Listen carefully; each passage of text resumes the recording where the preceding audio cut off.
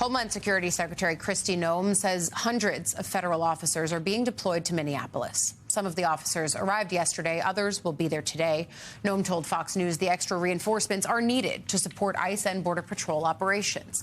She also defended her statements about the ICE agent who shot and killed Renee Good just last week. If they conduct violent activities against law enforcement, if they impede our operations, that's a crime, and we will hold them accountable to those consequences. I'll remind everyone, Maria, that every single thing that I've said has been factual about what's been going on in Minneapolis, what's been going on in Minnesota, and with the incident that we had where we had a tragic loss of life. Meanwhile, Noem is reinstating a policy limiting Congress members' access to immigration detention facilities.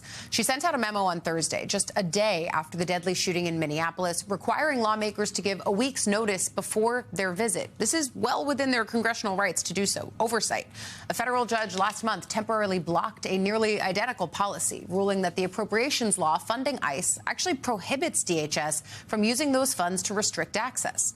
These new restrictions prevented 3 congresswomen from accessing an ICE processing center in Minneapolis on Saturday morning. You see Angie Craig, Ilhan Omar, just some of those members who were trying to do that there. Want to bring in now live from the ground in Minneapolis, MS Now reporter Alex Tabbitt. Alex, you've been there all week. You were there for the initial moment with this tragic death. In response now, we see DHS Secretary Kristi Noem increasing the number of officers deployed to Minneapolis. Certainly doesn't feel like they're trying to take the temperature down. So what are you hearing on the ground from local officials on how they're going to handle a new wave of federal law enforcement coming in?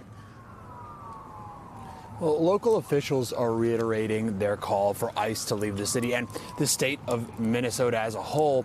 But the reality is that they're effectively powerless in stopping the surge of immigration agents into the Twin Cities. And if you want to see this unequal power dynamic between the state and local government and the federal government in real time, you should look no further than the investigation into the killing of Renee Good. The FBI basically has unilateral control of some of the key pieces of evidence like Renee Good's car, evidence like the shell casings left on the scene, evidence like eyewitness testimony that the FBI gathered in the moments after this tragedy. And they are gatekeeping. They are not sharing that evidence with the county or with the state, who are trying to put together their own investigation, but are having to rely almost entirely on eyewitness video for that investigation. Now, if you want to see where the resistance to the federal government is coming from, that's coming from community members here in Minnesota themselves. People doing the exact same work that Renee Good was doing when she lost her life. That's ICE observing. That basically means following around reports of ICE, following around DHS trucks and cars, and reporting where ICE is so that community members, undocumented community members, or community members of color who are worried about getting racially profiled by these federal agents can shelter in place. And I've been talking to the leaders of these ICE observers, and they say since Wednesday morning, they have gotten a surge of volunteers, more and more people raising their hand, asking to help out, resist the ICE raids that are happening here in the city, despite the fact that it's clearly a dangerous endeavor. Allie?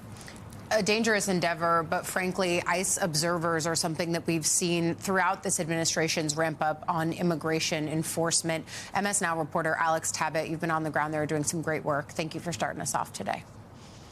During an interview with CNN, Homeland Security Secretary Kristi Noem was pressed on whether there was a double standard when it comes to ICE agents in Minneapolis and the Capitol Police during the January 6th attack. I want to play that exchange for you. I want to ask a question about the rules of how law enforcement is allowed to engage when feeling threatened, per your assertions.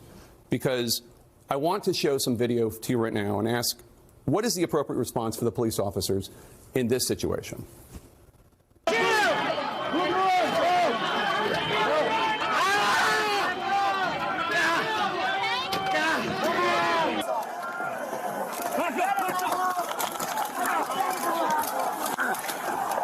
Those are law enforcement officers being physically attacked. By this standard, would any of those officers be justified in shooting and killing the people causing them physical harm? Every single situation is going to rely on the situation those officers are on. That they know that when people are putting hands on them, when they are using weapons against them, when they are physically harming them, that they have the authority to arrest those individuals. The president pardoned every single one of those people. And make sure that they're getting justice for their actions going forward. President Trump pardoned every single one of those people. And every single one of these investigations comes in the full context of the situation on the ground. I want to bring in here on set with me MS Now White House reporter Akayla Gardner. First of all, I think that framing from Jake Tapper is imperative when you look at this situation. The way that this White House, I've been thinking all about last week as a moment of, if you look at what happened on January 6th, you can see it in the video. And if you look at what happened the other day in Minneapolis, you can see in the video with your own eyes. You don't have to rely on other people to tell you what happened here. And yet, this administration continues to denigrate law enforcement when it behooves them around January 6th, and yet bolster ICE agents in this instance, defending them before they can even do any kind of an investigation. So, I mean, talk about the way the administration is metabolizing this specific moment in Minneapolis, especially against that backdrop. Homeland Security Secretary Kristi Noem also in the interview was given a chance to walk back her early comments saying that Renee Good participated in an act of domestic terrorism, yes, and she did not.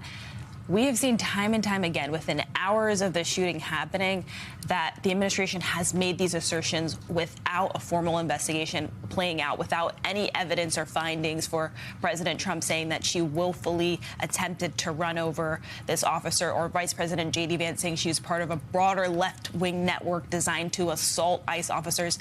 They have not provided anything to back up those claims, and yet they continue to make them. President Trump last night referred to her as a professional agitator and said at the very least, you know, she was very disrespectful. But this is how that they are framing this, and I think that's why there's so much scrutiny of the Justice Department leading this investigation, particularly a Justice Department that has pursued criminal charges against the president's perceived political enemies time and time again.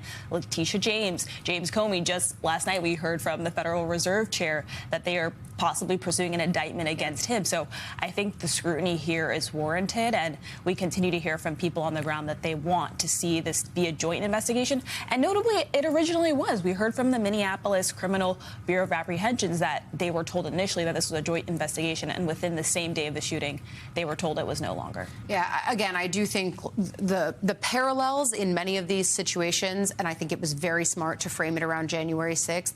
It's an instance where people can use their own eyes. They can ask valid questions for context about what happened here. And I think that's where it points to the investigation being so important. What is the fact-finding that needs to be brought in? And why are they firewalling off an entire part of the state that is meant to bolster and help with this kind of an investigation?